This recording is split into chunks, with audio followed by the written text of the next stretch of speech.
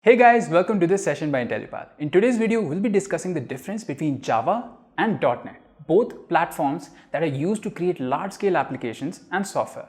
Before we get into that, make sure to subscribe and hit the bell icon so you don't miss any of our future updates.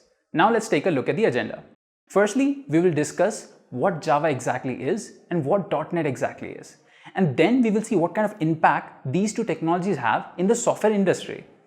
And then we will go ahead and differentiate both of them by setting a few criteria that we can use to compare them. And finally, we will conclude by discussing the salary trends that are there for both of these technologies in the software industry. Also guys, if you're looking for end-to-end training in Java, we do provide the same. For any further details, check out the links given in the description below. Now without any further ado, let us begin with the session. Let's start off by discussing software development. Now we know there's a very huge demand for software these days. The market is hungry and we have to supply them. Now to do so, we need many different tools that will help us to go ahead and build this software, to develop the software. These tools can be your coding languages, your frameworks, and integrated development environments, and many other tools will basically help us to develop software and provide it to this hungry market. Now, in today's video, we'll be talking about two such tools that are Java and .NET. So we will start off by discussing or having an introduction to Java. Now, Java is a very popular programming language. It was developed by Sun Microsystems in the 90s. Now, this language is very easy to learn and it has many advantages and utility. Now, one advantage of Java is that once you write the code, you can use it anywhere, or basically you can run it anywhere. So if you had Java code, then you would first give it to Java compiler, where it will compile it, and then it will send it to JVM. Now, this JVM will be different for different OSs. So you have your Windows OS, your Linux OS, and your Mac OS. These JVMs basically convert the bytecode from the Java compiler into the machine language for each of these operating systems. So this is basically Java. Okay, now let's discuss the benefits of Java. So one of the first benefits is that it's very portable. Like we just discussed, Java, even though it's written once, it can be used in a lot of different places. That's why it can also be called write only once, read anywhere coding language. So if you suppose written it in Windows, you can use it anywhere. You just have to use the appropriate JVM for that. Then it is an object-oriented language. Now, a clear advantage of Java being an object-oriented language is that it gives a clear structure for programs which can be used to implement abstract data types. Now coming to talk about security benefit. Java was developed with this security key feature in mind. Anytime you want to download a code from an untrusted source, you can do so without worrying, as the source will be operated on in a very secure environment. And security is one of the most important features of Java. Then comes compatibility. Well, basically, Java versions are supposed to be backwards compatible. For example, if you're working with Java 8 and you want to switch to an older version of Java, then you can do so without any trouble. Alright, now let's have an introduction to .NET. So .NET is not a language, to be honest. It's a framework. It's an entire framework that is used to develop end-to-end applications. It was developed by Microsoft to be an open source development platform. Now, it is basically a bunch of tools. Like it has tools like IDEs, your languages, and your libraries. So all of these tools, these IDEs, languages, and libraries combined together to form the .NET framework. So basically it was developed by Microsoft for the reason of making end-to-end applications. So you see, they make a lot of applications, right? And they saw that a lot of times the libraries that they wanted to use were very similar in all of the applications. So they just decided to make a framework so they didn't have to make these libraries again and again. So that's why they use this framework for end-to-end application development. Now let's discuss the different benefits of the .NET framework. So one of the first benefits is that it's very robust, which means that whatever code or whatever software you're developing using this framework will be very polished and will have the least amount of crashes possible. And it also has a very robust caching system. Now let's discuss the other benefits. So our next benefit is basically security. Now, just like Java, .NET also provides a lot of security scope for the software that is being developed. Now, it also helps in reducing memory leaks as much as possible. It is able to do so as the .NET Common Language Runtime, that is the CLR, provides a very managed environment where the memory is maintained by a garbage collector, and hence it has very reduced memory leaks. Also guys, if you're looking for end-to-end training in Java, we do provide the same. For any further details, check out the links given in the description below.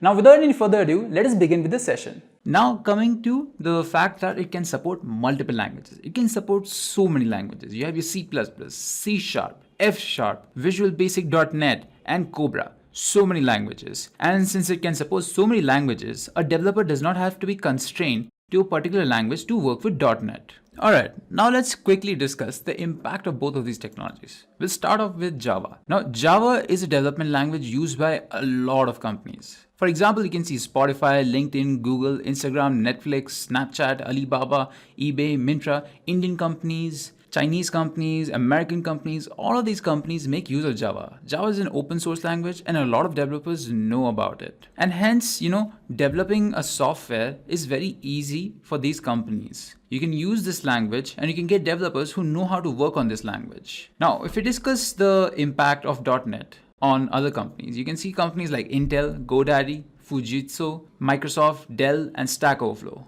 Now, these companies also make use of .NET framework. Obviously, Microsoft, because they developed it, and internally they would obviously prefer that people use .NET. Now, obviously, all of these companies that I've mentioned just now will not be just using Java. They'll be using so many different languages for so many different purposes. But you can see both of these languages, or both the language and the framework, have had a very big impact on the industry. They've helped them to make a lot of software very fast and very good software on top of that, and hence increase the profits of all of these companies. Alright, now let's move on to compare both of these technologies, or the language Java and the framework .NET. Let's compare both of them. Let's set a criteria to compare both of them first. So these are the few criteria. First, we'll discuss the fundamental differences between both of them.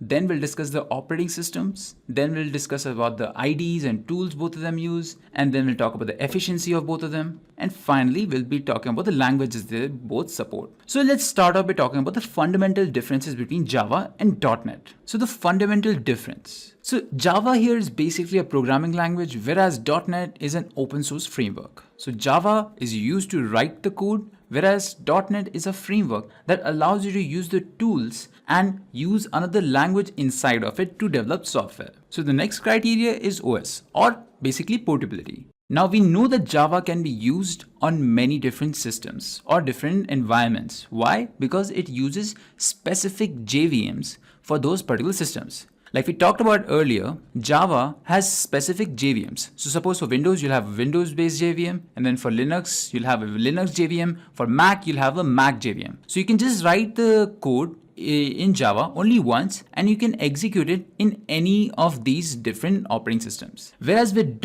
.NET only works on different versions of Windows. You cannot use .NET anywhere else unless you're working with .NET Core. So the next criteria is IDE. So if you talked about Java, Java works on few default IDEs that people basically use, or that are very popular to use when you're working with Java. You have your Eclipse, you have IntelliJ IDEA, Oracle NetBeans, and Oracle J Developer. Whereas with .NET, people basically use Visual Studio as it is integrated in .NET. Now this IDE acts as a single workspace where you can do a lot of things. You can even use the querying feature of .NET. So that was the IDEs. Now let's talk about the next criteria. So our next criteria is basically efficiency. Now there are multiple factors that play into the efficiency of both of these languages. So if you talk about Java, Java is an interpreted language and it gets converted to machine language only after execution of the code. Now this is a big factor in Java's efficiency. Whereas in .NET, the code is compiled already and is run on the system where the code will be initiated. As in with Java, you can use it anywhere, right? So whereas with .NET, you're using the code only where you're creating that code, because Windows, and with Java, you can use it on many other operating systems. Another thing is that LINQ, which is basically a querying ability, is only available with .NET, whereas it's not available with Java. So these factors play major role in the performance of both of these technologies or language or framework. Then comes the language support. Now we know that Java is a language, so it by itself doesn't support anything. But if we talked about JVM, that is a Java virtual machine. You can use Java virtual machine with different languages. So you have a Java virtual machine for Ruby and you have a Java virtual machine for Python. So it supports those kind of languages, but only through JVM. And this is only when you want to use those languages and use some of the libraries that are present in Java. Other than that, they have no use or very little use. Whereas .NET, if you talk about .NET is a framework. It's not a single language. So you can use a lot of languages with .NET. One of the most popular ones is C#. C# is very popular for developing in .NET, but you have other languages also like C++, Cobra, F#, VB.NET, and etc. So guys, those were the criterias and that was the comparison. Let's talk about the job trends now. Now with Java, as you can see, in America, as a junior Java developer, you'll be getting around this figure. That is $56,000. This is not 3 figures, but this is a really good figure for a starting or for a junior Java developer. As a senior Java developer, you will move into 6 figures where you will be earning around $100,000 and even more depending on your skills and depending on the company. If you talk about India, in India as a junior Java developer, you'll be earning around 4.5 lakhs per annum. Now for India, a fresher salary of 4.5 lakhs is good. It's not amazing, but it's good enough. But as you get more experience, you'll start earning more. You'll earn 9.28 lakhs per annum as a senior Java developer. Again, these figures are average salary figures that are reported by people. You mostly will be earning more based on your skills, based on the company, and based on your resume. All right, so now let's talk about .NET job trends. So with .NET, you can see a similar pattern. As a junior .NET developer in America, you'll be earning $61,000, the average salary in America. And the average salary of a senior .NET developer is $96,000. Again, these are just figures that are average figures. You may earn more or less depending on your skills, the experience you have, or the company you're applying to. With India, it's 4.1 lakh per annum as a junior .NET developer average salary, and a senior .NET developer salary is 8 lakhs per annum. So remember guys, again, these figures are rounded figures or average figures that have been reported by employees. You will earn more or less depending on your skills, depending on the company you're applying to, and depending on the experience you already have. But to be clear, you'll be earning a good amount if you're applying as a Java developer or as a .NET developer. So which one is the better? That is the main question. You might be asking yourself, which one should I choose? Should I choose Java or should I choose